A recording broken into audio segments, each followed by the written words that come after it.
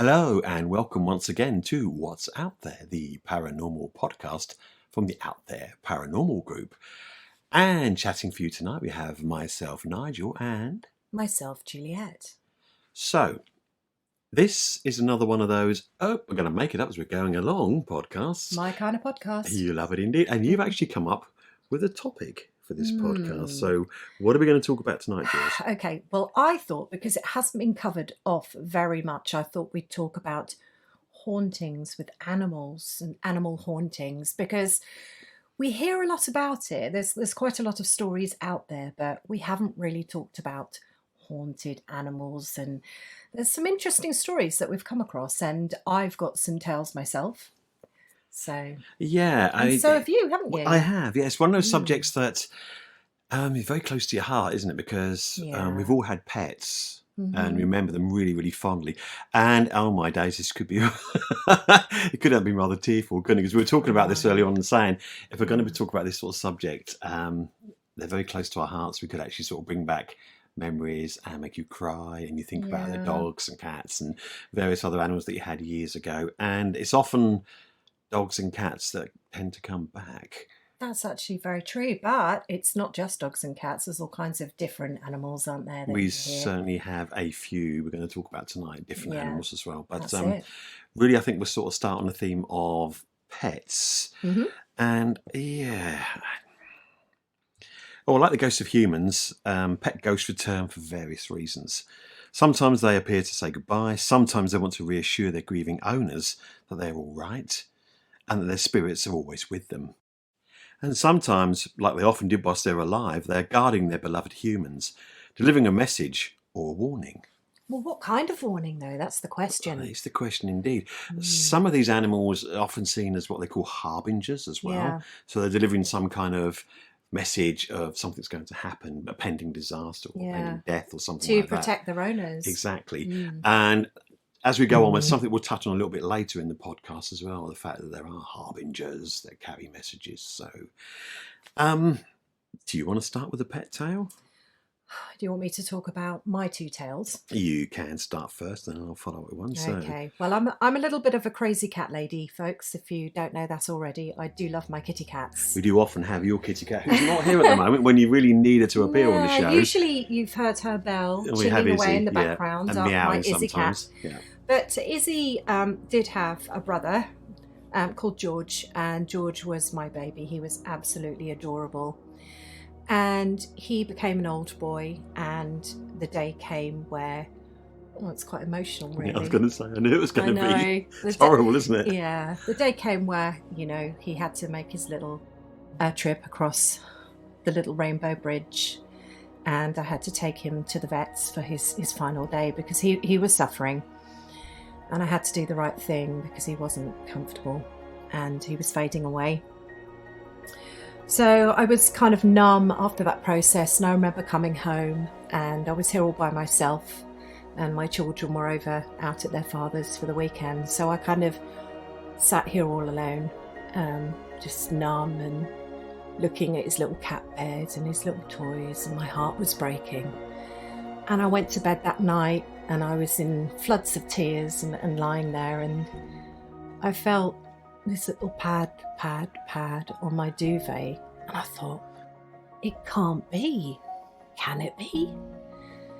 And I kind of lay there, and I was awake. I hadn't been to sleep or anything. I had, tears pouring down my face, and I felt this weight at the bottom of my bed, and I had my nightlight on, and I looked down at the foot of my bed, and I could see where there was an indentation on my bed, where he used to sit when he was alive, between my feet at the bottom of the bed. And I felt the weight and I saw the indentation, and it was the strangest thing. And I kind of called his name, and I went, George? And I heard his collar, and I just kind of knew in my heart on that particular occasion that he'd come home. And occasionally, me being me and being, spiritual and sensitive, I have sensed him plodding around the house occasionally. and haven't had the sensation on the duvet since then. But that really was an unusual experience, and it was possible that my brain was sort of hoping and almost producing illusions that perhaps, George was there, but actually feeling the sensation and actually seeing the indentation on my duvet. Now that I can't quite understand. Was it George coming home to me, telling me that everything was okay and reassuring me? Or was it something else? Is there a scientific explanation for it? I'll leave that one up to you. It's funny you should say about indentations in the bed, Jules, because that's quite a common one with animals, because I think a lot of people, although they say you shouldn't let your animals go to bed with you, quite a few of us do share our sleeping places with our pets. Well, that's true, but then I do have a little kitty cat rug on my bed. I'm very fussy. I won't let them directly on my duvet. Having said that, Izzy does put her head on my pillow sometimes. I know that look because I've told you, but And that is the fact that we remember from these locations because you're so used to having them there with you. And like you said, it is that emotional attachment you have with them, because they're not like they're like 1 or 2 years old and then they're gone. They live to a ripe old age. They're like children, aren't they? They are. They come like little furry children. And the silly thing is, we were talking about this earlier on. We went out to have a meal.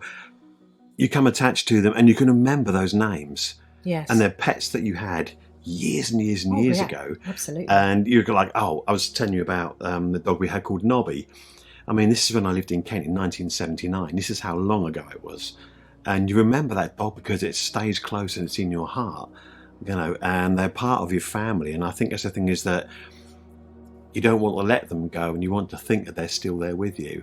And I think that's the hardest part of it. It is. I remember we moved up here from Kent and we bought a dog with us called Tui. And I love that stupid dog. It was one of those daft dogs that you could do silly things. You could put sunglasses on it, stick a hat on it, all the stupid things that you love to do with dogs. And it was always just to keep me company. I was quite lonely as a child, so I'd speak to the dogs. I'd sort of sit in the room and Two would come and sit me on the bed and I'd be sitting there talking to her. Yeah, but it's just probably because she knew. They sense there's something, because they do. That's another podcast, isn't it? Well, you can mention it in this one. Animals and sensing. Exactly. That's another thing to talk about. We can cover it in here. Oh, yeah. I don't know, if we can. If we find enough time, we'll chuck it in. This is, as you can gather, it's going to be very sort of much us sort of chatting about various things involving animals. So, where was I? Tui. Yes. Okay. Tui used to sit on the bed with me, and when she got really, really ill, I picked her up and I took her into my room and I put her on the bed with me. And I knew she wasn't well. It's a similar thing with you and George. You know their days are numbered. She'd not been very well for a long time, and I thought, I'm just going to have to go. And it is horrible. And my dad took her to the vets and she was put down and I'm going to cry. It's so... God, this is awful. I know. We knew it would be an emotional experience to do this. So excuse me if I sound a bit tearful, but you're sort of thinking back on these things and you meant how much that pet meant to you. And the fact that I didn't want to move up here, and Tui was the one thing I turned to when I first moved up here, talking to her, sort of thinking, why am I here? I was 16 years old. I didn't want to be moved to Norfolk, country backwater and all that sort of stuff, start a new life, meet new friends. That's what I had to do, and I didn't want to do it. I just remember Tui, me saying to her, and I was heartbroken when she was put down. But it was about a week later, and I'd gone to bed, and I could hear something in the room. It was that noise, and it felt like you were saying about paws. Yeah. It felt like the clipping. Yes. Of claws. Yeah. Because I had like a wooden floor in the bedroom, and I thought that sounds like her walking across the floor. And then I felt the bed shake, like she jumped onto the bed. Oh, wow. Like you were sensing as well. Yeah. And she was there, and I could feel that she was there, and I'm just like saying, Tui, are you there? And then start talking to her again, like I wanted to, like I was before, and I thought, I'm glad she's here with me again. Yeah. So I talked to her again, Did you feel sort of creeped out by it or anything? Or were you No, I completely didn't. relaxed by it? I was relaxed by I it. was. Do you know I was what? Totally To chilled. me, it felt like a relief that she was back. Yeah, same with me. Because you kind of know that they're okay. I really could be this emotional. Sorry, I'm going to cry. I had so much I wanted to tell her. Yeah. You know, and sorry, I've got to stop.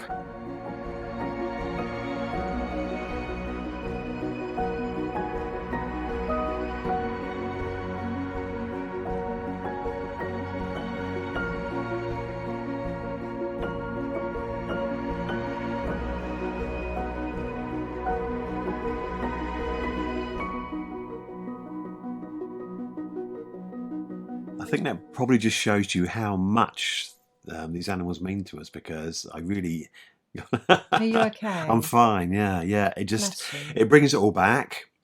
And I think, like yourself, I'm thinking of something. It's because she meant so much to me. Is that why I saw her? Or was she genuinely there? And I like to think, skeptic as I am, she was genuinely there, because she wanted to come back and make sure that I was okay. Yeah. Because those last few days, we didn't get that chance. And I didn't get the chance to say goodbye to her as well, which was quite hard. Yeah, so that's tough. Yeah. If it was me and Georgie, if I didn't get that chance, I would have been mortified. I had to be there all the way through, I think. I think that's why we so want them to come back. Yeah. Because we do miss them so much, because they mean so much to us. Mm-hmm. And then you must think to yourself then, is it because we want them there, that's why we imagine that they're there, or do they genuinely come back? So it's quite interesting, because when I was little, I was brought up in that farmhouse, which I talk about, don't I? And one of the podcasts and one of the articles as well, I think on the website, I mention it. But we had a little black cat when I was growing up, called Nuggy. And that was shortly later we moved into another sort of quite airy house, if you like. And she was a wild little thing. And she passed away. It was just old age, Fortunately, she wasn't put to sleep or anything. And after she died, my sister thought she saw Nuggy. And the interesting thing was, I never saw her, but I heard her little cat bell. And at the time, we only had that one cat and a pile of dogs. And, cat bells are sort of that ding, ding, little high, ding, ding. So it definitely wasn't the dogs. And I heard strange things, which could have been her. I never saw her. But the interesting thing was that our cleaning lady at the time that came in saw her and was quite taken aback because she thought she'd passed away and saw her. And so other people actually saw Nuggy around the house, although strange as it is, I never actually did. But I heard her on a couple of occasions. And my dad had seen her as well. So, there's quite a few members of the family and people from outside the family that saw her. And, she was being seen up until fairly recently in that house upstairs, which is a bit strange. So, kind of in my family, we've had two experiences of cats. And Nuggy was a lovely little black cat, but she wasn't kind of, one of the pets I would expect to kind of see or for people to see after she'd passed, but she came back and she wanted everybody to know she was back. Yeah. So I don't know. It's strange. I mean, I guess if you on your own have just seen a pet, then I suppose people can argue that, it's just your brain doing funny things, you're grieving and all the rest of it. It's the emotion of it, yeah. But when other people then see and experience and at different times or whatever, and I have to question it then. I mean, animals have souls, don't they? So why shouldn't they be ghosts? People will say to you, I don't think there can be like ghost animals or ghost pets because... Yeah. But then when you experience that closeness with a pet, they do understand you. Yeah, they know. Izzy does here. Doesn't she? She comes in and sees us. She knows when you're feeling down. She really comes and sits with you. Yeah, I mean, when my boys disappear and they go over to spend time with their dad, obviously it's what they have to do and it's important that they do that. Doesn't stop me loving them, doesn't stop me missing them terribly. And every time they go, it's like a piece of me goes with them. It hurts. Yeah. And so, I'm kind of sat here feeling a little bit low because they've just departed for the weekend and I'm missing them terribly. And it's almost like my Izzy knows. And she will come and sit nearby or, chirrup at me or whatever, or just to take my mind off it, Yeah. Could be coincidence, could be, but I like to think that she knows. No, I don't. I think you're right. I think they do understand and they know that we need them. Like I said with Tui, I'd come home and I'd be feeling bad. I'd go and sit in my room and the door would be sort of pushed ajar and then you'd hear the door creak and then you hear this little tip, tip, tip across the floor and she was there and then she'd be on the bed with you, sitting there, looking at you and then you'd want to talk to her because she's there. And I think to myself, she's actually come in because she knows that I'm feeling down and she knows that I want to talk to her and she senses that fact. So do dogs and cats have souls? Yes. Absolutely. As far as I'm concerned, they do. But it's just not dogs and cats. I mean, there's been cases of ghost horses being seen from wars and battle scenes. Yep. And I mean, there's so many different cases out there of animals. I mean, here's something I'm going to throw at you. Here we go. Right, you're going to think I'm nuts. Here we go. But, I always have to throw something crazy into the loop here because I'm good at this, right? Here we go. Nessie. Loch Ness Monster. Okay. Here we go. Could Nessie be a ghost? Why not? A residual haunting of a plesiosaurus. Why not? This, yeah. If do you know what? If dogs and cats, right, can perhaps die and be seen again, why on earth can't dinosaurs and Nessie? Why is it just got to be a cryptid? Yeah. Who just suddenly appears and then disappears? Because that would explain it perfectly, wouldn't it? And what about, okay, I'm going crazy now. Yetis, okay? Maybe that's just residual. Maybe. Ghost of something that was there before. Yes, why not? Okay, look at me funny. Okay, that's fine. But it's just something I want to throw out there because... It's an interesting concept, I have to say. Could it be? Could it possibly be? Who knows? That is the thing, isn't it? Again, people see these strange animals, perhaps, a creature like Nessie from long ago, and it was there, and then it was gone in the next minute. And it's the same with these yetis and I can't even say it, abominable snowman. Thank you very much. Goodness sake, get the right teeth in. But could it be? The stupid thing is... There's a thunderstorm outside. Brilliant. Wow. I've got to drive home in that. Hey, oh gosh, Nigel. I don't mind, I love it. Oh, at least you've got tyres on the car. I have, yeah, I should be all right. Yeah, my word. But your Loch Ness Monster theory actually fits. This is the stupid thing about it, because they go down there with sonar, bleep, bleep, bleep, trying to find it. Yeah, nothing. So... Because it's not there. And well, this is what I'm saying. Because either it's an interdimensional being that comes across when that portal opens into that universe that it lives in, or it's a residual haunting of some kind of sea creature that was there. It does make me wonder. But mind you, I still want to go up there with a tent. Oh, goodness me, yeah. Go and see what you can actually find.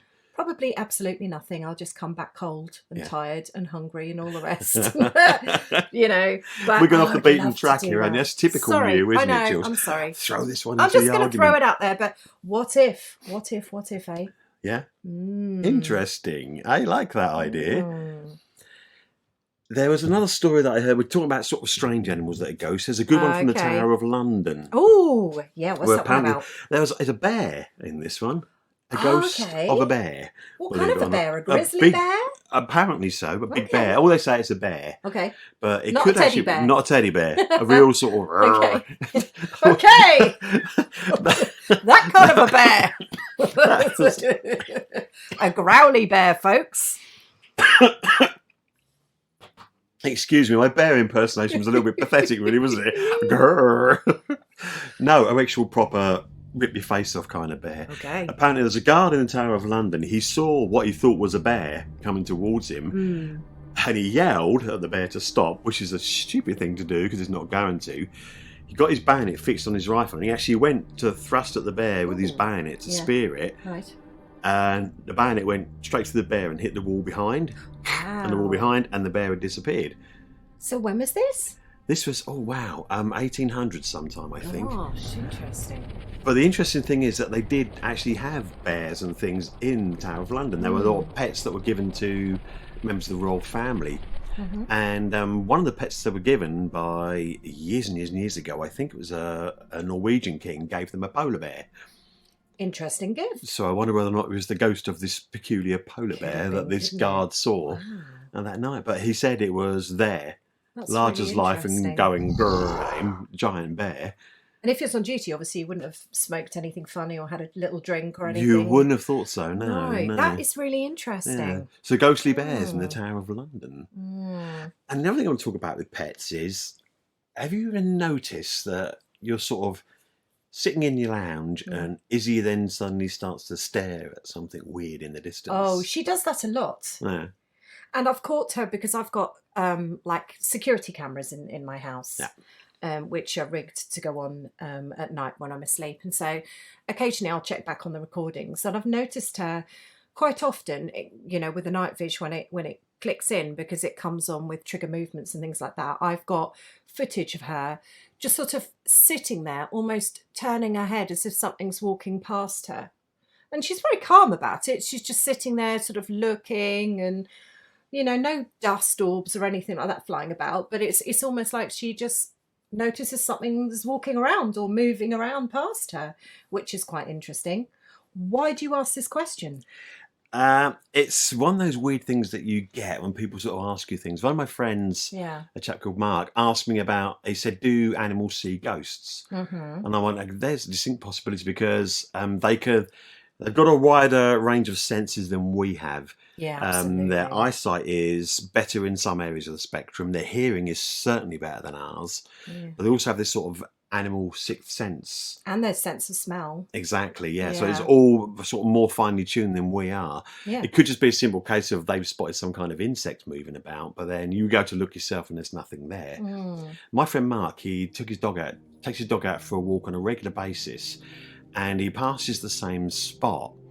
And every time he gets this certain spot, his dog just stops and stares into this field and is totally entranced by something in the field. So he thought it was really, really odd. He's pulled his dog away, and then he's had to drag it away, literally sort of drag the dog away from this place because it's transfixed by something in this field. So he's walking his dog down there another day, and there was a lady standing in the field.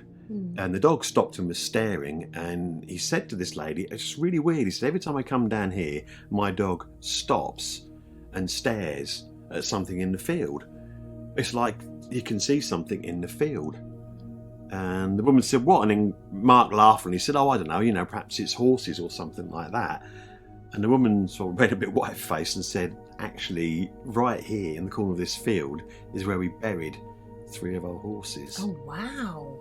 So it makes you wonder, is Mark's dog sensing something of those 3 horses and seeing them in that field? Because he said there's nothing else there. The dog just literally stops and stares. Doesn't bark, doesn't do anything, just stops and really just stares at that spot. There was some footage I saw actually on social media, and that was quite an interesting one. And it was like, I think it was a cat that was sort of arched up and was almost putting her paws up as if she was saying goodbye to something. And something rising. It was quite interesting. And yes, you can train a cat to do this kind of stuff, and, you know, quite possibly, but it does make me wonder whether they see so much more, you know, than we do. Yeah, well, they can pick up on that side of things, whether they're sensitive to spirit, they can sense them around, you know. I mean, they may even see, when we say we've had relatives or members of family that have passed away in the house, are they seeing them?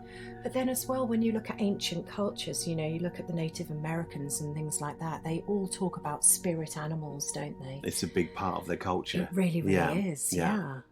So tell me this story. What's this story about the council house that was standing empty? Ah, yes. This is the one about, you see, we're talking about pets seeing things, and, you know, all being lovely pets, and how sad we are to see them go. Okay. But sometimes here we go. It's not always a nice story. Is this a creepy one? In a sense, but not a sort of put the creepy music on kind of creepy story. Okay. But it's one of those ones that you suddenly see appear in the newspaper, and you think, wow, is this for real, or is this just, you know? It's a council house. Okay, this comes from the Daily Express from 1966. I do believe the story was from originally. Okay. I'm going back in time thinking about it. Mm-hmm. And what it is, there's this council house that's been standing empty for absolutely ages, since a family of 4 actually fled the house in absolute terror. Several other families have asked if they can move into that house, but the council have said that Swindon Council repeatedly said no, they're not going to let anybody in. Oh. Because as far as they're concerned, the house is haunted. Really? Haunted, yeah, believe it or not. That's really interesting because most councils won't fess up to that, Exactly, will no, they won't say that. And they're actually waiting for a clergyman to come in. They were waiting for a clergyman to come and actually exorcise the house to get rid of the spirit. Interesting. Okay. The people who were living there claim that they saw... Can you hear the tinkle tingle of the bell? Izzy can hear us talking. She's talking about us, she's here. Yeah, Izzy cat. Anyway, on cue, the spooky cat turns up. But these people who are in this house saw apparitions of animals. Okay, really scary things. Objects were moved around by themselves. And it turns out that the house they were living in had previously been occupied by a lady called Mrs. Anne Riley, who was a spiritualist. And she moved to a house further away. But she thinks the things that happened at this previous house could have been down to her 2 pets. Oh. A dog and a cat that had died in the house previously. Okay. What was it? Did they get on? They got on all right. Yeah, okay. the lady was very fond of them. Wasn't the dog and cat arguing or anything? Yeah, charging around the house. Yeah. She said they were very... Sorry, I just had images of like Tom and Jerry. Tom and Jerry, what was the dog called? Butch. Yeah. Tom and Butch. But he went all big musty like... Hiccup. Oh, sorry, I digress. Go on. That's the one. But she said after they died, she'd seen them walking around the house. And she wondered perhaps the fact that because she'd moved out of the house, left the animals behind, perhaps they were upset about the fact that she had gone, which is why they were creating a fuss with these other people who were in there. Oh, wow. So that's actually really sad. That's quite sad in a way, isn't it? But gosh. So it's not always like, no. Fluffy's gone. So I'm just like, I wonder if she ever went back to that property. I don't know. Whether it calmed them down. I don't honestly know. You know, if she was a spiritualist, then maybe, I don't know, maybe she did. It would be nice if she did. They would save them getting the clergy in to exercise the place. Interesting to find out, wouldn't it? It would be, yeah. I'd have to dig that one up and see what I can find. Because I want to sort of mention this, animals that sometimes they come back. It always makes me think of Pet Sematary. Oh, gosh. Wasn't that a good book, huh? Or the film as well. And the film. Yeah. But I read somewhere, and correct me if I'm wrong, I actually read somewhere that the skeletons they used in the film were real. They were apparently from a Native American burial site, I think, weren't they? Because they were cheaper at the time to get hold of than fake skeletons. Well, they did a lot of that because they did the same with Poltergeist, didn't they? Oh, my gosh. The bodies that they had in the swimming pool scene were actually medical cadavers from the local hospital that they'd finished using, and they bought them. Because obviously they don't bury them, so they think, well, we'll buy the bodies and throw them in this pool. So when you're bobbing around in the swimming pool, or what's going to be the swimming pool with these like zombie body around this, they were actually dead people. Gosh. And you think that's really horrible. Yeah, but somebody, I'm sure what a way to be famous. Because I think in the book itself, it is a Native American burial ground, isn't it? They use to put the pets, and then the pets come back, but not as... I love them. Big fan of Stephen King. But not as spirit animals, as something a bit more sinister. Cool. So on to sinister. Okay. You've always got a sinister tale up your sleeve. You love it, don't you? So I'll sort of share Pet Cemetery with you. We were talking earlier on about harbingers and sometimes animals that will appear. Well, we've got Black Shuck, haven't we, in the Norfolk countryside, which you did a lot of work on. Exactly, which is not so much... Well, actually, I say it's not so much of a spirit animal, but there's a possibility that it might be a spirit animal, because there's all sorts of talk about what Black Shuck could be. I should clarify here what Black Shuck is. Black Shuck is a local East Anglian legend. It's a black dog. Well, not just East Anglian, I hate to say. Well, no, but it goes further down as well. It goes right across the UK. It does. There's sites of these black dogs, and they're called different things in different areas. That's right, yeah. In Norfolk, it's called the Black Shuck. I think somewhere else it's called the Galley Trot, which I think it might be up north somewhere. There's all kinds of different names for it. All sorts of variations it's all a black dog, It's all the same theme. This black dog, a devil dog, a demon hound. But Because I wrote an article on Black Shuck a few years back. Do you remember? You did indeed. And he wasn't necessarily entirely a demon dog, which is what a lot of the people thought. He was also apparently quite protective over women. He was indeed. Which is really interesting, because that is a big contrast. You know, you've got this demon dog, which has got, you know, connotations with Satan and he's satanic and he's evil and all the rest of it. And the other side of the coin is, oh, well, actually, he was quite protective over women late at night. Yeah. Who knows, eh? Exactly. Fascinating. Very strange. Mm. But yeah, he's got this connotation of being a harbinger. Yeah. The idea of being a harbinger is that if you see it, it's a premonition. More often than not, that you're going to die. So you see Black Shark, then you might die, or a member of a family might die. That's the idea behind it. Mm. But apparently, they were saying the dog could possibly be a pet or a hound that belonged to a Viking warlord. I think it might have been, I can't remember his name, damn. He's one of these Ragnar or something or other doodah ones. And apparently he was murdered and his dog lived. Oh. But then his dog then went on a rampage, and this is what it's supposed to be. And there's also stories that Black Shuck might have been a dog that belonged to a sea captain that was lost at sea, and the dog was lost with him and then comes ashore. And because he's often seen running up and down on the coastline, on the North coast. For someone maybe. Looking for the rest of the crew or the captain of the ship. So a Black Shuck is one that we'll go into in a lot more detail. Hopefully we'll actually go and film at the couple of locations where things happened.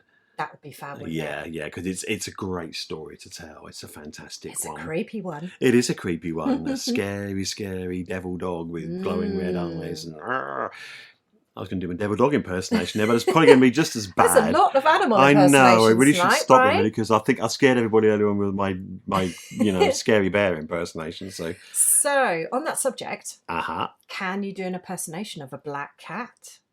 Okay. All right. Okay, so why are you going black cat? Are you going down black cats belong to witches and all this kind of stuff? We're going to take a little flight over to the United States. Okay. Because you are going to tell us about the haunting in the White House. DC, you're talking DC. Okay. Well, not only do we have this incredible scary black dog over here, they've got an incredibly scary black cat in the White House. Demon Cat, or DC for short, has been seen a few times, not so often recently, but it was seen a few years ago around the cellars of the White House. In fact, there's evidence that the cat was there because there's paw prints in some of the concrete.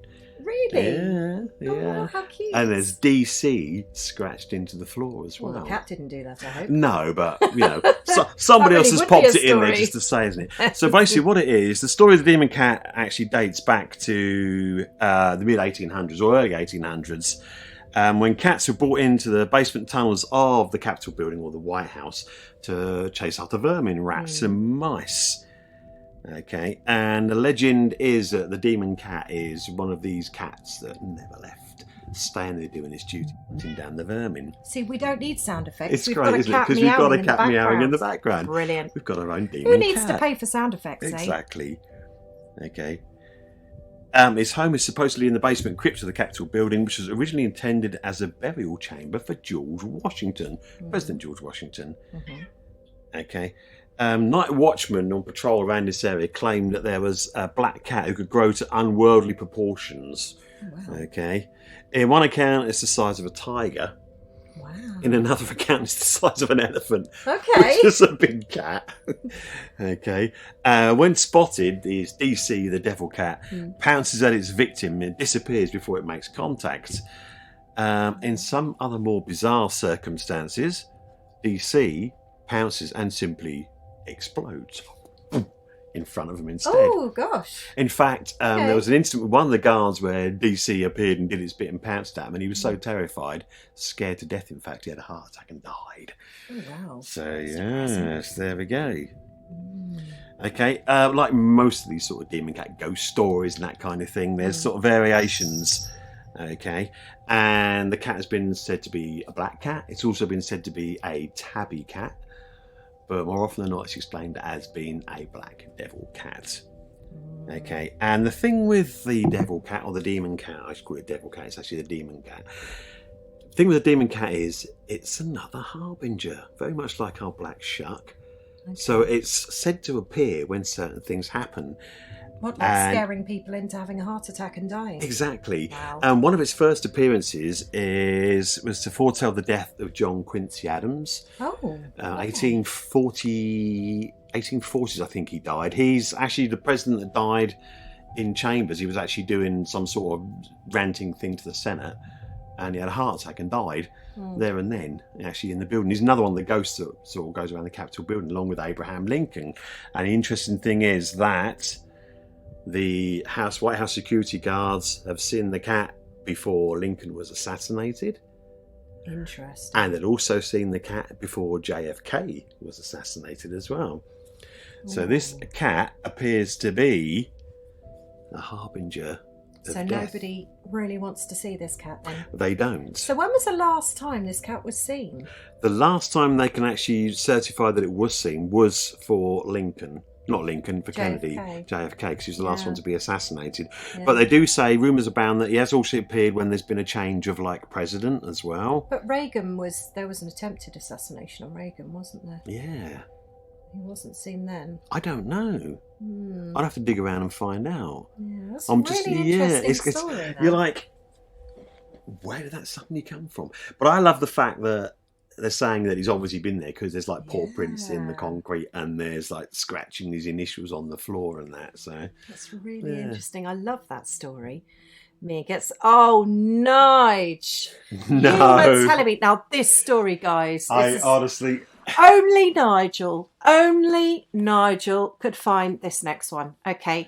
And when I say that, you will know, listening to it, exactly why I'm saying that. Now, our next one. No, don't say the title, because is a story about a monkey, isn't it? It is indeed. And for, I don't know, I could sing a song here for this one. And the monkey's name was Martin. Martin, yeah. Unfortunately, this monkey, unlike the Pixies song, this monkey hasn't gone to heaven. Not surprised. This monkey has actually stayed earthbound. And let me tell you his tale. Martin the monkey. Okay. This is a stately home in the UK called Athelhampton House. Okay, it's a large estate in Dorset, near Dorchester. Okay, England. But in this case, they have a ghost. Yes. Martin the monkey. I'm just laughing because I know what's coming up. Okay, let me just tell you about Martin the monkey. Tell the story. I'm going to tell the story. Okay. Okay. The monkey ghost story has its roots in real history. The Martin family crest definitely shows a chained monkey, and the family graveyard has also got a stone depiction of a monkey, which might be poor Martin. Okay. The most popular version of this poor monkey's demise is that one of the Martin daughters was distraught over a broken love affair, and she locked herself in a room and took her own life. Oh.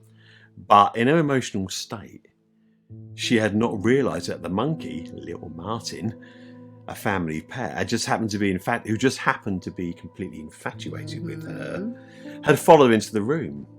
And no one seemed to have noticed either one missing for days, until both were found with poor Martin the monkey dead from starvation. Oh, poor little thing. And there's a different version where Monkey Martin is quite happy playing around the house. Mm-hmm. And in the process, he gets himself accidentally entombed in a wall. Quite how he did that, I don't know. Yeah, you would think if you're bricking up a hole, you would think you'd see the monkey in there, but there we go. Yeah, didn't they deliberately used to entomb animals? They did. They would put, actually, you often find dead cats and things. Yeah, I was going to say, there's anti-witchcraft measure. Yeah, so they used to leave them living and just leave them there to die, didn't they? Yeah, entomb in the walls. Yeah. Horrible. Yeah, that's an anti-witchcraft. Makes you wonder whether poor Martin was walled up to do that sort of thing. Oh, okay. He's entombed in a wall and he died there. Poor little Martin. Oh. Well, Lady Martin's ghost is reported to be seen by many swinging from the rafters, and is heard by many more scratching on the walls. Most say Martin appears to be a friendly ghost monkey. Dear little Martin the monkey, however, a happy little monkey. He expresses his happiness in how can we put this? Go on. Rather, You're dying to say it, aren't you? Just a rather unusual matter. Several visitors claim they have seen Martin, or they can hear Martin laughing whilst pleasuring himself. Yes, we are talking Martin, the masturbating monkey. Oh God, I love this story. It's so brilliant. Only you. I thought the ones I could find. Only you. What have you found, Nigel? stories. Oh, I found a ghost monkey who likes wanking. Only you. And could he's called find Martin. a tale about Martin, the masturbating monkey. Of all the ghost pet stories, you had to find that Oh one. no, I'm really sorry, but it had to be told. Martin's tale needs to be told. Oh, gosh. No one seems to be quite sure where the story about Martin, the masturbating monkey, came from.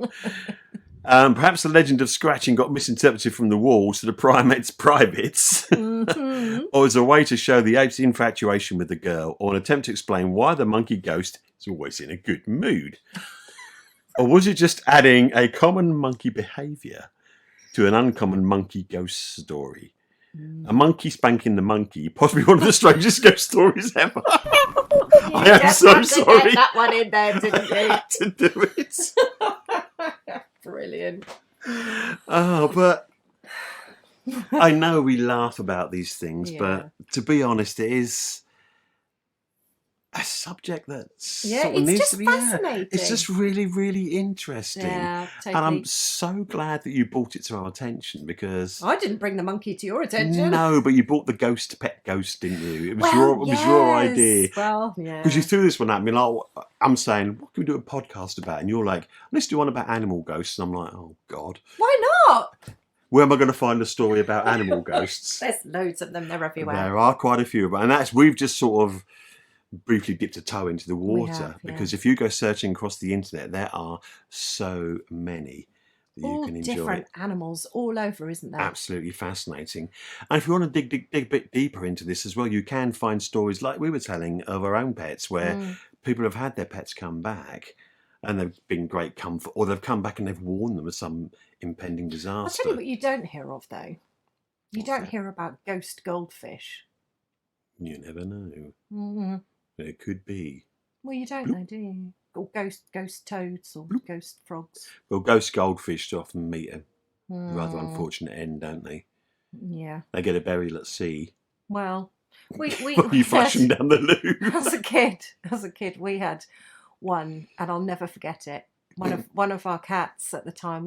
My dad used to be a lover of koi. He used to keep koi as pets. Yeah.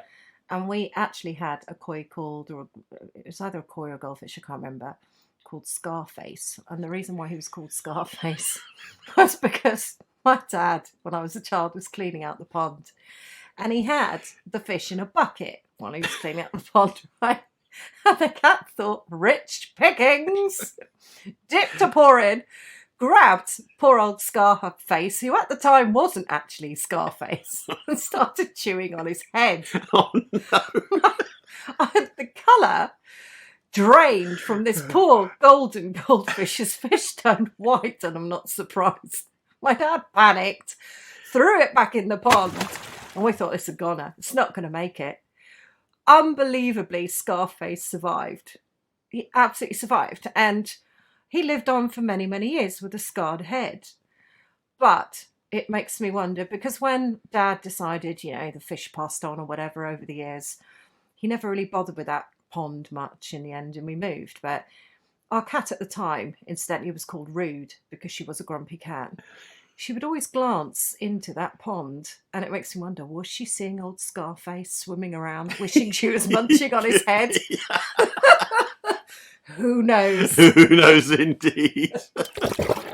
And with that, I think we can leave you with this one. Yeah, well, I hope you've enjoyed it, everyone. Thank you so much. I hope you enjoy, our tales of weird and wonderful cats and dogs and monkeys and bears and Scarface. Yeah, Loch Ness monsters. There could be ghosts and who knows? Who knows?